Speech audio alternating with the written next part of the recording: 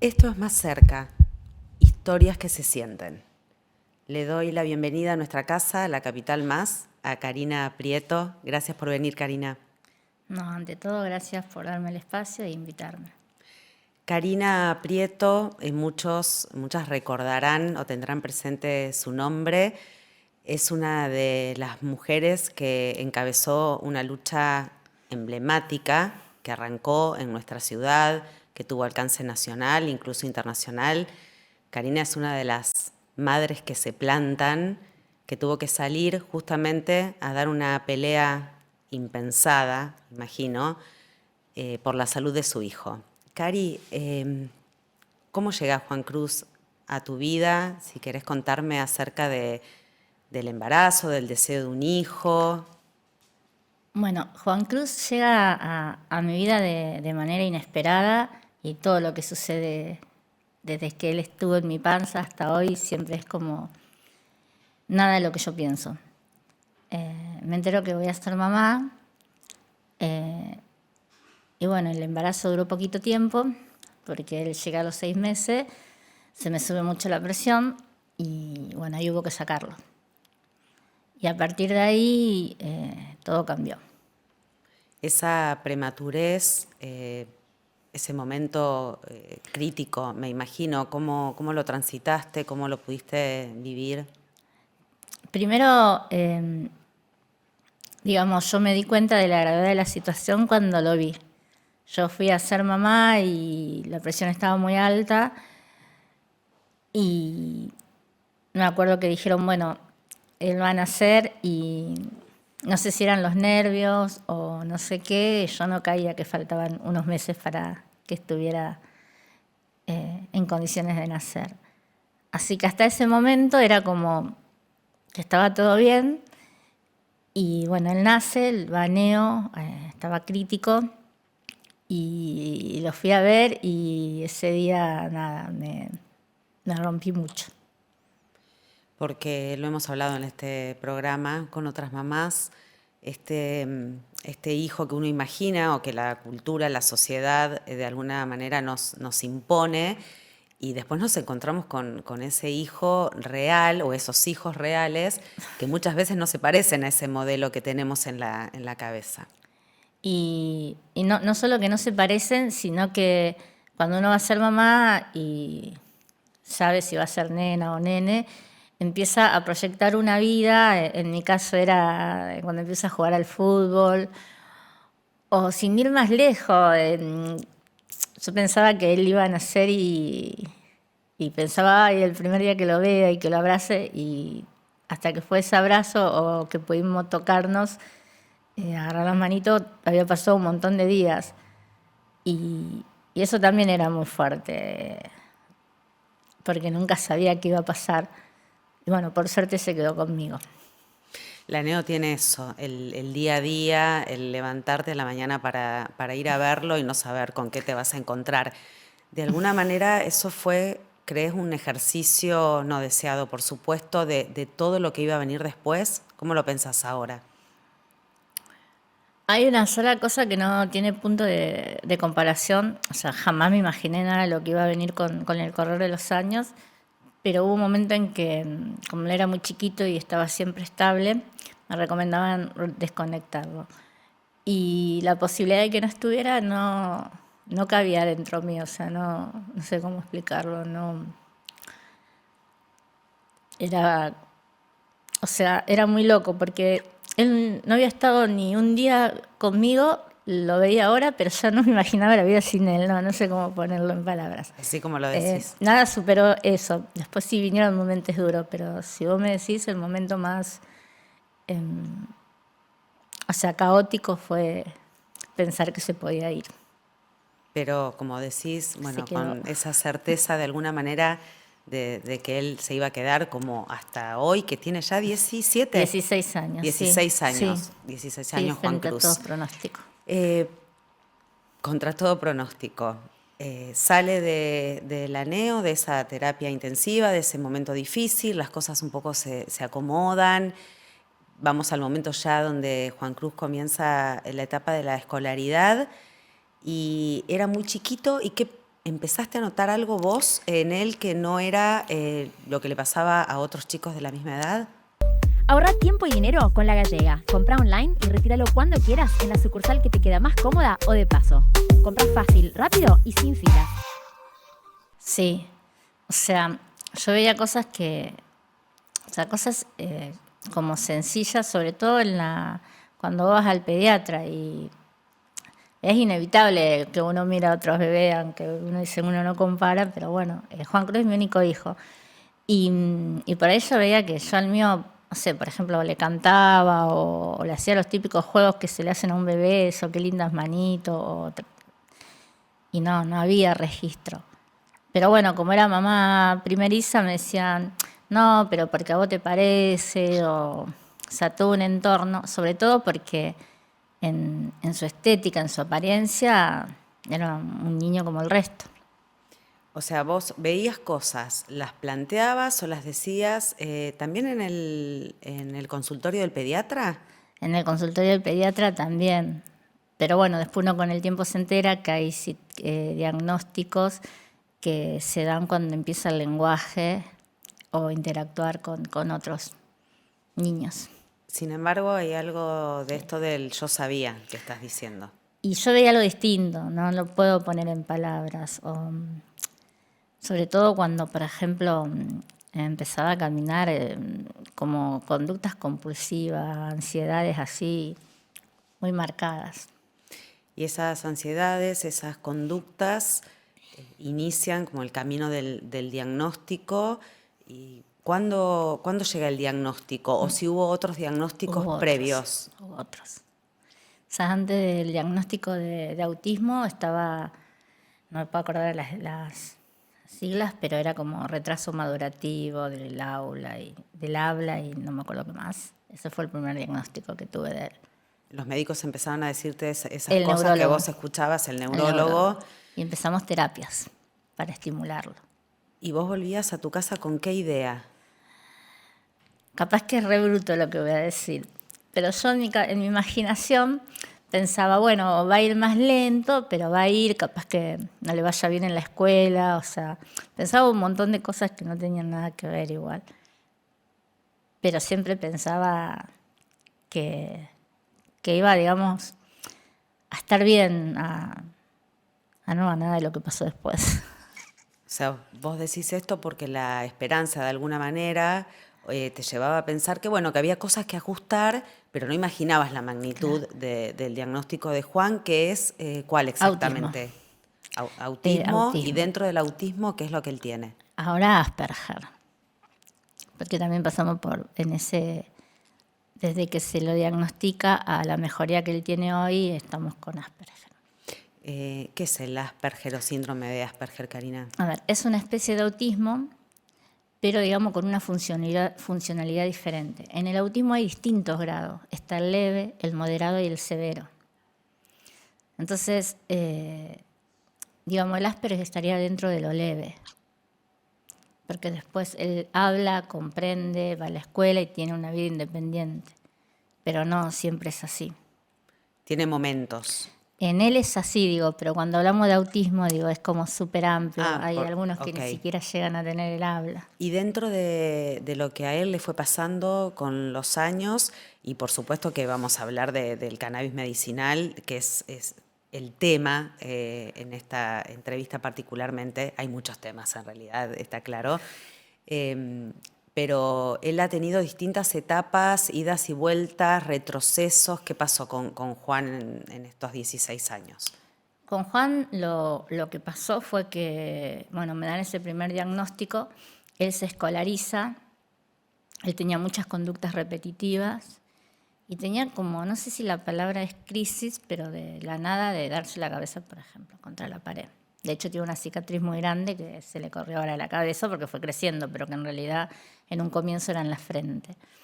Y bueno, y después no... O sea, yo en una época de mi vida lo que más anhelaba, bueno, uno que me dijera que me quería, porque a veces yo ponía en duda eso, y la otra que se sentara a comer, a algo tan sencillo que, digo, nunca hubiese pensado que lo que más anhelaría en mi hijo fuera que se sentara a comer, ¿entendés? Que pudiera poner una mesa con 2 platos y yo sentarme y él sentarse. Bueno, en un momento de mi vida era lo que más anhelaba. Lo llevo a todas las terapias, de hecho iba a la escuela y salía y mi mamá y mi papá y mi hermana, que son unos pilares así como lo son todos, lo llevaban a terapia y mi viejo, que es albañil, es semianalfabeto y un montón de cosas, se quedaba con él y me decía, hija, yo no sé lo que hacen, porque Juan no se concentraba en nada, corría todo el día. Yo vivía bajando de peso porque no entendía lo que pasaba y todo era bastante caótico. Me imagino que tu cabeza estaba todo el tiempo ahí, a la mañana, a la noche. Yo rezaba mucho y decía, mañana se va a despertar bien, porque el cerebro, vuelvo a repetir, en las condiciones que no se ven hasta que uno acepta, juega muchas cuestiones extrañas. O sea, él dormía y se veía como el resto de los niños y decía, bueno, mañana va a estar, mañana va a hablar, mañana... Y después no pasaba y Y era un golpazo. todos los Más- días me frustraba. Claro, claro. ¿Y qué acompañamiento tenías, Karina? Hablas de tu familia. Mi familia. Y O sea, amigos. si estabas en pareja, estaba presente el papá de Juan. No, el papá de Juan no estaba presente. O sea, frente al primer diagnóstico sí acompañó, pero sintió que era mucho para él. Y en los demás caminos siempre me veo con mi hermana y mi mamá y mi papá. Juan iba al neurólogo, dijiste en un momento, y empezaban a aparecer ideas acerca de lo que él podía tener y cómo tratarlo si es que había opciones de tratamiento. ¿Cuándo empieza a estar el panorama más claro en relación a su diagnóstico y lo que la ciencia hasta ese momento tenía o la medicina tenía para ofrecerle, Cari? La verdad que la escuela fue también como el principio de desandar este camino, porque me llama una maestra de él y me dice, mira, no quiero que lo tomes a mal, bueno, la verdad que súper bien la maestra. Me dice, pero yo lo que veo es que tu nene me sorprende todos los días exactamente lo mismo, se sienta en el mismo lugar, saca lo útil de la misma forma, a tal punto que los compañeros, ese es el lugar de Juan, o sea, como... me dice, a lo mejor pueda tener otra cosa. Y bueno, y ahí fue cuando me dijeron que le haga los A2, fui al neurólogo. El A2 es un estudio que en su momento no sé si seguirá haciendo, era para ver qué grado de autismo tenía. Y fuimos a un lugar y que estaba Beler Sarfield al 1000 y algo. Se hace todo, que se hacía en 3 etapas. Y un día voy con mi hermana y nada, me dijeron, tiene autismo. Y a mí se me vino el mundo abajo. Tiene autismo. ¿Y qué sabías vos hasta ese momento del autismo, Karina? No, en ese momento todos los conceptos eran errados. Fue como una bomba, no lo puedo explicar. O sea, decía, mi vida va a ser siempre así, está corriendo atrás esta criatura, se va a romper la cabeza. O sea, fue todo así como o sea, no voy a vivir más, o sea, era como... Sí. Porque hasta ahí como que... Yo tengo un entorno muy sólido, que eso es importante. Pero hay un momento donde me empezaba a apagar, porque no... O sea, mis amigas divinas, pero yo no voy a ningún lado con él. Las navidades eran caóticas, pero caóticas. Me acuerdo una vez pidiéndole una carta a la municipalidad para tapar los sonidos. Entonces era como que no quería eso. Y tampoco me quería ver como algunas personas se veían en la sala así como de espera. Empezaste a entender que el autismo era un montón de cosas y que cambiaban tu vida drásticamente, como lo estás diciendo. Estaban cambiando. O sea, estaban cambiando. Lo loco es que ya todo eso estaba pasando, pero Claro. cuando lo confirmaron fue como que ahí de vuelta la cabeza. Sí, como la desesperanza. Sí, total. Total. ¿Y qué terapias, qué opciones había en ese momento hasta que aparecen otras en las posibilidades de que él estuviese estable o estuviese mejor. Yo trabajaba en una farmacia hacía varios años. Lo primero que aparece es el Respiridin. Yo decía, pero él tiene 5 años y si está con esto en algún momento va a estar multimedicado, porque entonces como que el parámetro mío era, bueno, mientras yo tengo fuerza y pueda agarrarlo, no lo medico. O sea, va a haber Cuando en vos algún decís momento... puede agarrarlo, ¿era controlarlo físicamente? ¿Estamos Sí, hablando porque de también, eso? claro, te dan tic dependiendo de la situación, lo agarras así, o sea, como que es otra vida. Sí. Entonces, mi parámetro era eso, digo, los psicofármacos, lo veía chiquito, y sí sabía que en algún momento se iba a pasar, como que mi cabeza lo había procesado así. Muy triste, con una depresión muy importante, y una amiga me dice, no puedes estar más así, estás como muy apagada, ¿por qué no probás con hacer una terapia con cannabis? Y llego un poco de casualidad, porque en realidad iba a buscar una solución para mí. Iba al psicólogo, iba al psiquiatra, pero era como que la situación que me pasaba a mí era más externa. O sea, si todos los días me levantaba y veía el mismo escenario, como que se hacía todo difícil. No podía parar de estar triste, de procesar lo que estaba pasando. Así que el primer contacto con el cannabis medicinal, como bien decís, tiene que ver con vos. ¿Y en qué momento te enterás o entendés que esa podía ser una opción terapéutica para Juan Cruz? En realidad, cuando llego al lugar, había una mamá con otro chico y yo fui con mi mamá. Perdón, cuando llegás al lugar a buscar... No, entender que hay un contexto totalmente distinto. Antes llegabas a una casa, Ajá. nadie tenía que saber qué hacías ahí, ni a qué ibas. La persona te evaluaba, era una médica. Y ahí en esa salita de espera le pregunto a esta señora qué estaba haciendo. Y me empieza a contar una situación que tenía puntual con su hijo y lo bien que le estaba haciendo. Así que cuando entro a la consulta, no sé, digo, tengo un nene con autismo y le pasa esto y capaz que... Y entonces, bueno, nada, ahí fue el primer contacto. Y no me preguntes por qué, no dudé. Yo no consumía nada, solo antidepresivo consumía. Y digo, dados por el sí, médico. por el médico, que estaba yo muy mal.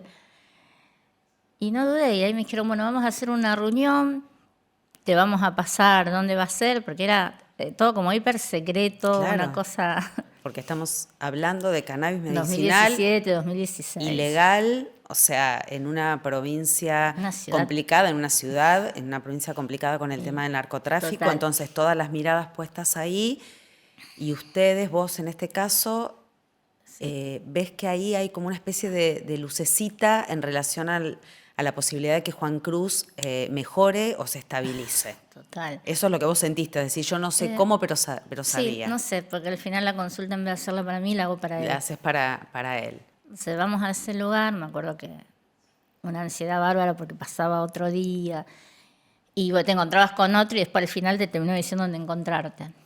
Y había un grupo de personas y una médica que es Sofía Mayorana, la nombro porque ella está en esto y nada, y la escuchaba hablar y veía ahí los goteritos atrás.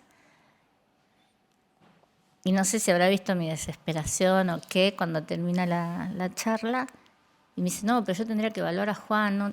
Me da una planilla de seguimiento y ahí arrancó mucho miedo. O sea, esas cosas que sé que tampoco voy a olvidar.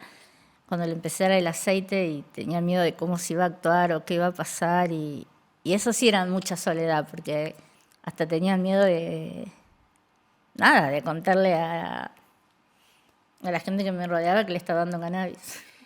El prejuicio era tremendo. Y el mío también, porque yo estaba aterrada, digo, ¿qué estoy haciendo? Y empieza con el cannabis medicinal y empezás a ver cambios. ¿Qué pasa con Juan? ¿Esos cambios son inmediatos? ¿Se aparecen con el tiempo? Y a los 10 días de tomar yo veía que él se quedaba quieto. O sea, que no, se quedaba quieto. Entonces yo iba tomando nota y iba todo el tiempo en comunicación con Sofi, con Sole, que ellas son médicas, y yo tenía una planillita que por día tenía que ir viendo los cambios, Sí. la cantidad de gotas que le daba. O sea, de un chico hiperactivo, imposible de parar, como vos lo estás describiendo, Empezó a parar. empezó a estar más tranqui. Más tranqui. Y cuando empezó a estar más tranqui, empezaron a pasar otras cosas también. Y eso es algo que yo me reprocho, porque con el pasar de los años nunca voy a saber qué pasó, porque no tenía la lucidez de hacer un estudio, una resonancia, un mapeo, porque al final queda todo en un relato. Si bien está todo con carpetas médicas de sus comportamientos anteriores, de la cantidad de veces que vamos a la neuróloga ahora es una vez al año, y se empiezan a ver esos cambios y me acuerdo que para mí ya no había como otra opción, porque aparte logré que se sentara a comer y un poco así es cuando, sin quererlo, empiezo a tomar este rol en lo que tenía que ver en el mundo del cannabis. Hasta ese momento, ¿qué pasaba en el circuito médico tradicional, convencional? Los médicos que habían tratado a Juan, vos no podías ni siquiera plantearles que estaba usando cannabis medicinal, ¿se los contaste? No, hasta que me iba a presentar a la justicia y yo quería que me lo pongan en la historia clínica, porque era parte de... Sí. O sea, de hecho, la neuróloga a los 3 meses de verlo me dijo, ¿qué cambio? O sea, ¿qué le estás dando? Y yo le digo, me dice, no me digas nada. ¿Cómo arranca Madres que se plantan? Madres que se plantan, me acuerdo que estábamos en los tribunales federales, un grupo de 6 mujeres, que a diferencia de lo que pasaba hasta ese momento, que todos los amparos pedían permiso. Entonces nosotras fuimos a presentar un habeas corpus porque a todo esto fuimos 6, pero antes de 6 éramos como 30 y un par de días antes, cuando nos contaban las consecuencias que podía tener esto, quedamos 6. O sea, Cari, eran todas madres, mujeres Todas. Que estaban luchando por la Todas. salud de sus hijos, algunos con autismo, otros con Parálisis alguna cerebral, enfermedad neurológica. Sí, todas con enfermedades neurológicas. Se fueron reuniendo, juntando, acompañando Sí. y dicen, bueno, el planteo era que querían que fuese legal, que No, ustedes el planteo- estuviesen autorizadas. ¿Cuál fue el primer planteo? Ni siquiera teníamos en ese momento esa amplitud mental. En ese momento era, esto está haciendo bien y lo necesitamos. Y creo que era un reclamo, si bien estamos todos juntas, más individual de tenerlo, que veíamos que estaba mejorando la calidad de vida de nuestros hijos. Y para eso necesitábamos el cannabis, que era la materia prima y era ilegal, y teníamos un grupo de médicos que nos acompañábamos y ponían en riesgo todos los días que nos veían la posibilidad de sacarle su matrícula, de ir preso. Y había un punto en como que nada, que no había otro camino, no. O sea, necesitábamos eso y lo necesitábamos. Algunas empezaron literalmente a plantar en Todas. todas. Todas tenían, porque no había otra forma. O sea, empezaron a dejar de ir a algunos circuitos que vos comentaste que a lo mejor había y empezaron a plantar en su casa. Es que era la única forma de tener eso de manera certeza. segura. Y aparte de poder garantizar en el tiempo la terapia de nuestros hijos, porque en el caso mío personal yo sabía que hubo un momento en que Juan no se podía quedar sin eso, porque él iba como avanzando.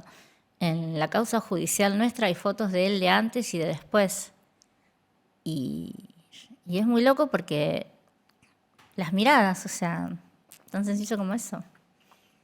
Y en las fotos se reflejan, no... ¿Tenían No miedo hay. de que llegara, sí, claramente, la policía, un allanamiento, que alguien las denunciara? En tu caso, ¿qué pasó? Yo no tenía miedo a eso. Yo tenía miedo a no poder garantizar ese gotero. Había todo un plan que si pasaba algo, mi hermana se iba plantando. Ahora lo miro a la distancia, ¿no? Pero era todo un delirio. No, yo tenía miedo a que él se quedara sin eso y retrocediera. O Juan Cruz a mí me dice, creo, mamá, te quiero, todo atravesado. ¿Qué sé yo? Tenía casi 7 años. Lo cuento hoy y lloro porque pero que me emociona, o sea, fue... Y de eso no podía volver una vuelta atrás, o sea, y mi hijo empezó a hablar más corrido y tenía un hijo. Entonces, el miedo era no tener eso.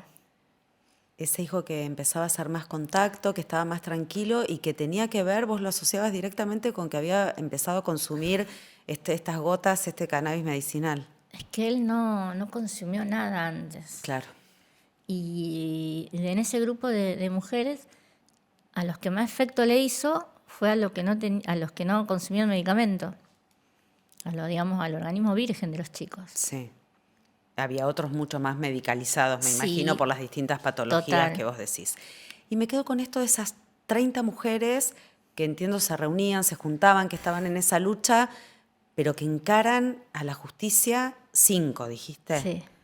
¿Qué sentiste ahí en relación a las que no pudieron seguir avanzando? Porque lo que se venía era bravo, no solo el prejuicio, sino el riesgo de que ustedes fueran presas. Eso era así. Todo es entendible, porque nosotros, digamos, como esa partecita que nos veían ahí mujeres fuertes y dando una lucha, pero después seguía todo en paralelo, el mundo de la discapacidad, las terapias, los controles, dónde dejamos al pibe, los trabajos. Una de las chicas que se presentaba al amparo era policía y se tuvo que licenciar. La otra chica era maestra y tuvo que hablar en la escuela. A mí me tocó contar por qué Juan tomaba cannabis cuando en ese momento vos tenés otro medicamento y no te sentás a hablarle a todos los padres. No, mi hijo toma esto porque... O sea, era duro todo lo que nos pasaba en lo privado. En lo público nosotros hablábamos de la causa y que había que ir para adelante y que había que darnos alguna contención o garantizar, pero digo... Entonces era todo entendible porque había que poner el cuerpo, la cabeza y después llegábamos a casa y Un montón. la vida era la misma, ¿entendés? No es que se paralizaba todo porque nosotros estábamos ahí en esa causa. Y se arma justamente este movimiento Madres que se plantan y en paralelo estaban Madres que cultivan. ¿Me contás un poco de la movida a nivel nacional? ¿Cómo ustedes se unen a estas otras madres de otras provincias, de otros lugares de la Argentina que peleaban justamente por por el cannabis para sus hijos? En realidad, en la historia del cannabis está llena de grupos e historias de valentía, ¿no? Porque, bueno, a nivel nacional se conoce lo que es Mamá Cultiva, pero también hay un montón de grupos de madres, abuelas, que se dedican, digamos, en ese momento sobre todo a buscar una legalización, algún marco legal, porque legalizarlo era como un montón, pero algún marco legal en esto. Y nosotros empezamos a ir a congreso, a viajar de un lado al otro y empezar a generar redes y a contactarte y también a cuidarnos, porque en ese momento el estar organizado tenía que ver con cuidarnos, de no estar solo en situaciones que eran vulnerables, desde caer preso, que alguien que te rodeara cayera preso por el simple hecho de estar ayudando, o que algún chico que cultivara te acercara o te regalara algo que tenía que ver con hacer después un aceite. Entonces, era un poco así donde nos empezábamos a unir y a conocer todos. Y tuviste que aprender también un montón, digo, desde el punto de vista científico, leer, ver qué legislación o qué pasaba con el cannabis medicinal en otros países. Bueno, nosotros llegamos a estar en Chile y nos recibió, no se llama gobernadora, tiene otro nombre, no me acuerdo. Y vos decías, qué loco todo esto, porque ahí había gente de todos lados. Y entonces uno aprendía permanentemente y también uno iba viendo el horizonte que uno quería. Nosotros cuando arrancábamos, por ejemplo, hacíamos el aceite en nuestras casas. Y pasó el tiempo y uno empezó a darse cuenta de lo que era un activo, lo que era una concentración, lo que era una trazabilidad, o sea, según el tratamiento, lo que uno quería, digo, como que en estos años se aprendió un montón. Pero digo, llegamos a un punto donde era difícil seguir adelante, muy difícil. Estaba la materia prima, por un lado, y después todos los cuidados que había que tener para las dosis. Estoy tratando de pensar cómo hacías para saber que lo que Juan Cruz necesitaba era esa dosis, era ese aceite hecho de determinada manera, con determinados cuidados.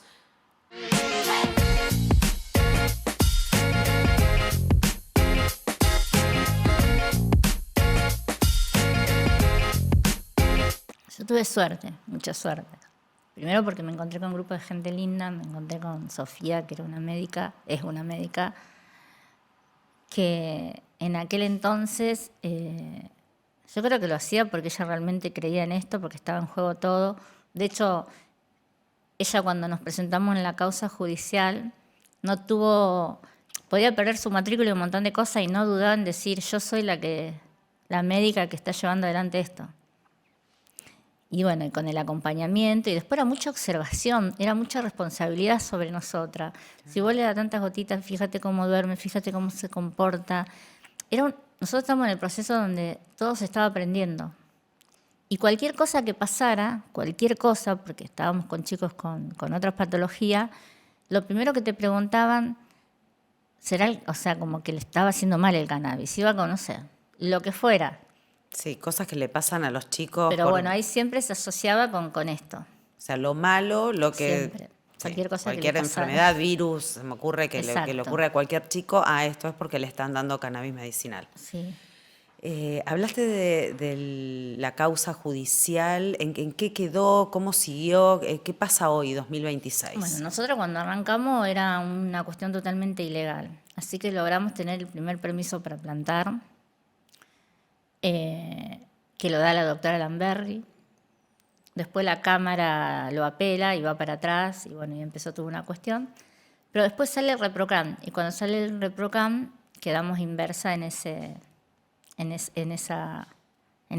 realidad no es una ley, no me acuerdo la palabra, pero quedamos ahí. Contame un poquito más de qué se trata. El ReproCam es un permiso que te permite plantar por cuestiones de salud. O sea, vos sacás ese permiso y podés plantar para la patología o la condición que necesites. Siempre, digamos, eso va acompañado con una prescripción médica. O sea, Sí. no es que vos lo podés pedir, me voy a la página del ReproCam y lo pido, no. Siempre se hace a través de un médico. Pero ahí podía ser para cualquier tipo de cuestión, digo, neurológica y demás, porque sabemos que, por ejemplo, en la provincia de Santa Fe, el propio laboratorio medicinal de la provincia produce cannabis medicinal, pero solamente para epilepsia refractaria, ¿no? O sea, en realidad el ANMAT, cuando hace el ingreso de lo que es el aceite de cannabis, lo hace para epilepsia refractaria. Claro, es lo En que el- está autorizado, Claro. digamos, En legalizado. el 2021 se cambia la ley y se dice que para toda aquella condición que el médico vea necesario. Pero bueno, nada, no ocurre así. ¿En la práctica nunca No sucedió? ocurre así. A lo mejor ocurra, ¿no? Pero son como las excepciones. Y hoy, ¿cuál es la realidad de Juan, la relación que él tiene con la medicación? ¿Cómo te arreglás? Juan Cruz, digamos, hizo como ese caminito que, vuelvo a repetir, era impensado, de todo ese caos y todos los escenarios malísimos que yo me imaginé, que eran todos los peores. Juan hoy va a la escuela, está en tercer año, la vida social le cuesta bastante. El aceite sigue, digamos, lo sigue teniendo como su principal medicación, sobre todo cuando sabe que se va a poner a situaciones de estrés. Su condición lo va a acompañar toda la vida porque va a ser así. Pero lo que nosotros logramos con el cannabis es no medicarlo, que pudiera generar calidad de vida. Lo tenemos hoy como su medicación de referencia. Nosotros no recurrimos, digamos, a una cuestión psicofármaca, sino a esto cuando él está en cuestiones de estrés. Y hay cosas que las cambió y otras que no la va a cambiar, pero sí alivian un montón nuestras vidas. Y en un momento creo que hizo una meseta en él, sobre todo cuando era niño, porque cuando él empieza a tomar esto, hubo un montón de cambios en él. Desde parar, desde sentarse a comer y empezar a hablar. Que eso no... O sea, el neurólogo ni la clínica no... Dicen, sí, quizás fue su maduración, quizás fue eso, pero en realidad el panorama no era eso. De hecho, él tenía un diagnóstico de A2 moderado y bueno, y ahora lo tiene leve, que sería este Asperger. ¿Estás convencida de que fue el cannabis medicinal el que hizo el cambio? Y Además de fueron todo esos, el apoyo que vos le brindás y sus terapias, por supuesto. O sea, el frenar estoy convencidísima. Y creo que cuando frenó pudieron pasar otras cosas. Y eso sí estoy, pero convencidísima que bajó un montón. Eso, sí. Karina, hablaste de que estuvieron en Chile. ¿Hay otros países de Latinoamérica que tienen leyes más avanzadas en este sentido? Uruguay. Porque uno piensa Canadá, Alemania, sabemos que sí. Uruguay. Uruguay. ¿Qué Sí. pasa en Uruguay a diferencia de lo que pasa acá, en Que la lo podés Argentina? conseguir en las farmacias, si bien, digamos, tiene algunos recaudos, está como más liberado. ¿Y Chile? ¿Sabes que Chile desconozco? O sea, Ajá. no sabría decirte. Pero Uruguay sí es un ejemplo como que Sí. ustedes tienen, digamos, Sí, como modelo, si se quiere. En realidad, lo ideal, te digo, si vos me preguntás a mí qué Sí. te gustaría que suceda, lo ideal primero sería que cuando alguien vaya con alguna cuestión, sea una opción el cannabis antes que a lo mejor que otro medicamento. Sé que no en todos los casos, porque uno también es consciente. Digo, pero que todo el mundo pueda tener de mínimo acceso a la información. De mínimo, te digo, acceso a la información. Porque siempre es algo que me digo, quizás la vida de Juan y la de mi familia, porque nada, o sea, no es que solo la vida de Juan. Cuando hay algún diagnóstico así, es la de él, la de la mamá, la de los abuelos, la de los tíos, pero cambia totalmente. De ir al parque de día, nosotros íbamos a la noche. Así no molestábamos a nadie porque uno pensaba eso, ¿entendés? Hasta que uno comprende y entiende que el chico es así, pero hay un momento donde vos empezás a hacer todo distinto, más que nada por la mirada del otro, digo, ¿no? Me detengo en eso, en relación justamente a la mirada con la discapacidad en este caso, y la discapacidad, vos dijiste que no se ve, No se ve. porque Juan no tiene como estigmas o cuestiones físicas que digan No. acá hay un problema, pero sí quizás sus comportamientos no son los habituales. Entonces, pasa esto de que él va a una plaza, digo, con 16 años, o va por el centro, y si tiene un comportamiento no habitual, la gente no sé qué pasa, se asusta, llama a la policía, porque sé que estas cosas ocurren. Y por ejemplo, vos ves un adolescente de 16 años, flaco, alto, dentro de los estereotipos de lo que se espera. Pero ¿qué sucede? Ponele frente, no sé, algún estímulo o alguna cuestión de ansiedad, a lo mejor lo vas a ver corriendo desaforadamente por calle Corrientes. Y ve las miradas, ¿entendés? Así como, ¿qué le pasa a este pibe?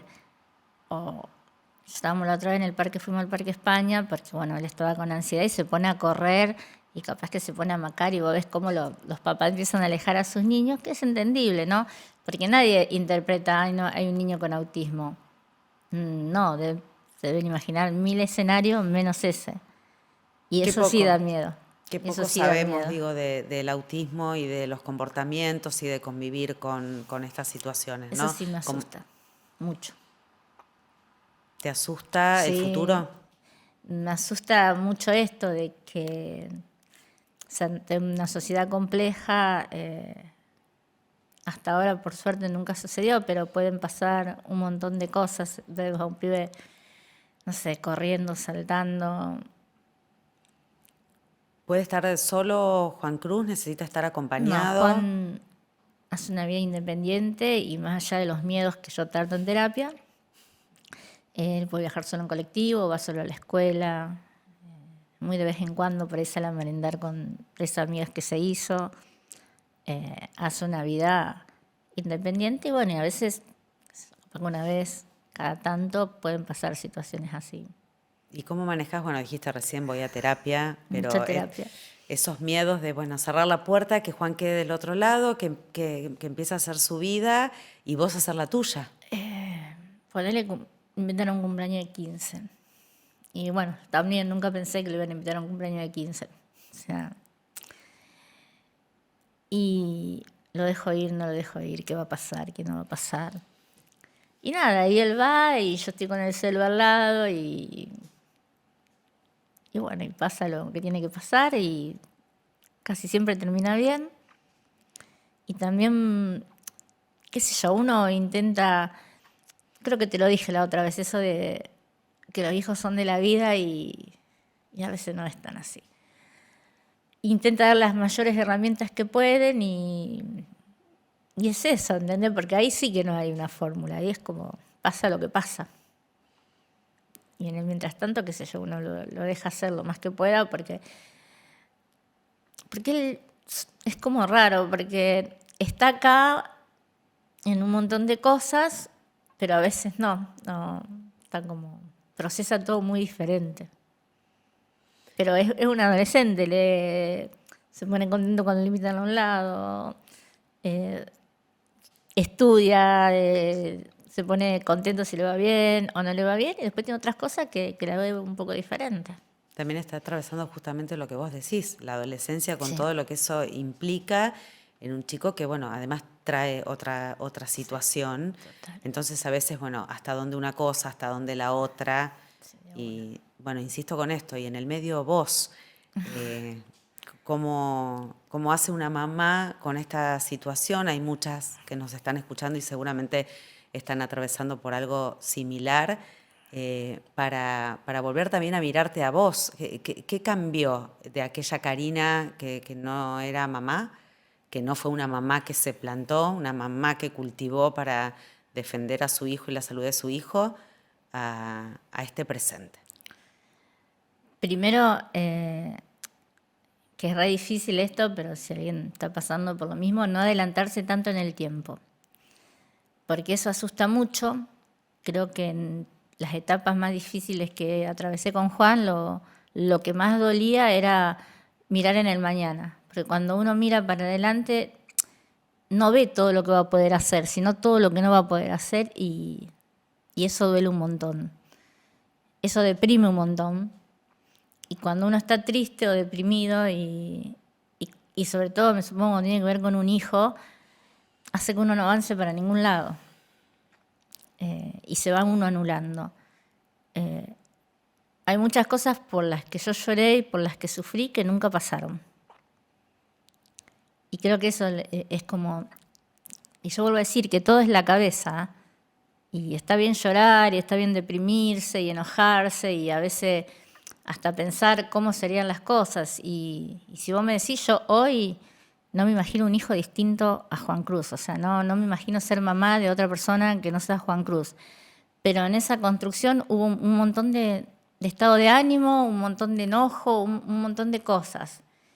Pero también sin él, no sé cómo hubiese sido mi vida. No hubiese tenido esta vida donde conocí gente maravillosa, donde los miedos están y van a estar siempre, porque lamentablemente es así, y me voy poniendo más grande y empiezo a tener otros tipos de miedo con respecto a querer ser eterna para acompañarlo, porque eso sí me asusta. Es interesante traer esto de tu tristeza y tu dolor y los momentos difíciles, porque te hemos visto, Karina, plantada justamente en tantos lugares, defendiendo lo que parecía indefendible, lo que estuvimos charlando en relación a exponerte. Muchas veces mirábamos a estas mamás que se plantan y decíamos, qué ovarios estas minas. Y no pensamos quizá todo lo que se sigue transitando, como vos decís, en paralelo. Sí. Porque además se entiende que la mujer es la que banca, la que contiene, la que se ocupa de la salud de sus hijos. No digo que no hay hombres que no lo hagan, pero estamos hablando de madres que se plantan. Y se me ocurren tantas otras madres y agrupaciones de madres donde quizá el varón acompaña, pero hay que decirlo, muchas veces somos nosotras las que estamos ahí. Y también tiene que ver que cuando nace un hijo, se da por hecho que la que va a estar ahí, sobre todo en todo lo malo que pase, porque en lo bueno es como que, no sé, pero como que en Se todo comparte. lo malo, claro, que va a atravesar ese niño, ya es un hecho que va a estar la mamá. Y también creo que hay muchas cosas que suceden por el amor incondicional que uno... Hay un montón de cosas que uno mira para atrás, o que yo miro para atrás y que digo, no sé, ¿cómo lo hice? Yo tengo una nota donde me estoy enfrentando a un camarista y vos decís, qué tupé, qué me pasaba a mí por la cabeza. Y creo que tiene que ver eso con el amor. Y uno puede dar todas las batallas y se puede ver entero, digo, pero no deja de esa vida que sigue pasando, que es Me acuerdo que nada, nosotras nos juntábamos con las chicas y parecíamos recontra mil fuertes y después nos juntábamos en alguna casa y estábamos llenos de miedo y llenos de incertidumbre, porque también las luchas no es que un día uno se levante y dice, bueno, yo hoy, a partir de hoy voy a hacer esto. Es como que va sucediendo en un comedor, en un patio tomando mate y después cuando arrancaste, qué sé yo, se va dando. Si vos me decís, vos elegiste esto y no, yo creo que no elegí nada.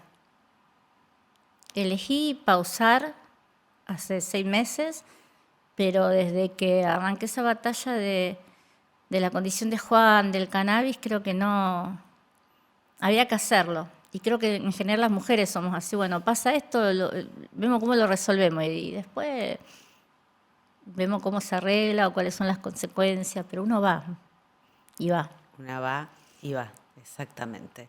Cari, hoy dijiste hace 6 meses, tuve que hacer una pausa o hice una pausa. ¿A qué te referís con esa pausa en relación a madres que se plantan?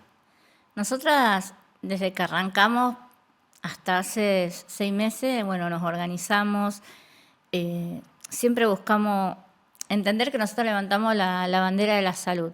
O sea, no criticamos ni de ninguna manera, digamos, todos los otros consumos, pero la nuestra es la bandera de la salud. Y en ese camino llegamos a tener una institución con sala de producción, con laboratorio, con mucha gente, y eso siempre agradecida que nos acompañó. Llegamos a tener biotecnólogos, científicos, gente del CONICET que hizo una semilla exclusiva para madres, de CBG. Llegamos a tener nuestro proyecto científico que se aprobó en ratas y faltaba la parte final, que era el ensayo en humanos. Pero bueno, todo va acompañado de políticas de estados y nosotros creemos que hasta que no se genere una evidencia científica, difícilmente se pueda construir derecho, porque siempre queda en la cuestión de si creo, si no creo, si me parece, si no me parece. Y bueno, hubo muchas cuestiones de sostener el espacio, así que nos juntamos y decidimos que este era por el momento nuestro techo, que podíamos cerrar y guardar toda esa infraestructura, pero era egoísta. Entonces se donó toda la Facultad de Bioquímica porque los estudiantes siempre fueron los que acompañaron un montón, tanto de Derecho, de Medicina, y bueno, quizás en algún momento se pueda hacer alguna investigación o algo, y hoy está todo ahí. Esa es la esperanza o el deseo que tiene que ver con madres que se plantan, que toda esa lucha, ese recorrido no quede en la nada. Y que otras personas, digamos, no la tengan tan difícil, ¿entendés? Como decir, bueno, qué sé yo, esta mujer, a mi hijo le pasa lo mismo. Y bueno, yo quiero probar y que el médico te acompañe, y si no resulta, como tantas medicaciones cuando te la dan y no resultan y te la cambian, porque es una posibilidad más y no todo el mundo la tiene sobre la mesa. Y bueno, y es eso, básicamente. Intentamos generar una evidencia científica, intentamos poder generar derechos, pero entendiendo que es con todo, ¿entendés? Con el Estado, es con los médicos, es con las madres, y hoy no están dadas las condiciones. Y pareciera que hay un montón de otras urgencias, entonces también es difícil abatallar. Un momento complicado, más complicado que otros. Total. Karina, ¿qué deseas para Juan Cruz, para tu hijo y para vos? Para Juan desearía una sociedad que lo sepa mirar, que sepa ver que Juan vive con un montón de otra gente y que toda esa gente vive con Juan. Que muchas veces se habla de la empatía y de la inclusión, y cuando uno lo transita desde adentro, es poquita la que hay. Entonces, para él me gustaría eso, un mundo que lo mire, que lo integre de verdad. Y para mí, tener mucha salud para acompañarlo, y ver para adelante cómo se realiza él, que eso sí me da miedo. Si va a tener pareja, si va a estar solo, si va a tener amigos, gente que lo pueda acompañar cuando no esté yo. Gracias por compartir tu lucha, tu testimonio, tu historia. Gracias, Cari, Gracias a ustedes. por estar acá en Más Cerca. Gracias a ustedes. Muchas gracias.